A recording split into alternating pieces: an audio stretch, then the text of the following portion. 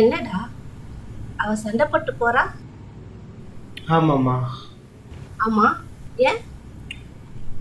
அதான் அப்புறம் சொல்கிறேன். ஆமாம், நீங்கள் எப்போ வந்தீங்க?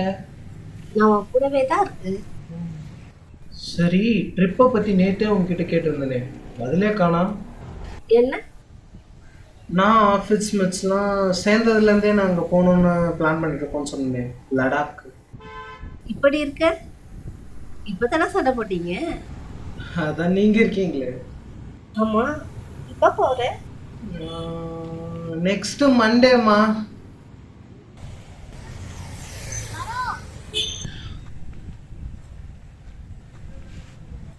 கூப்பிடுறா பாரு. ஓ,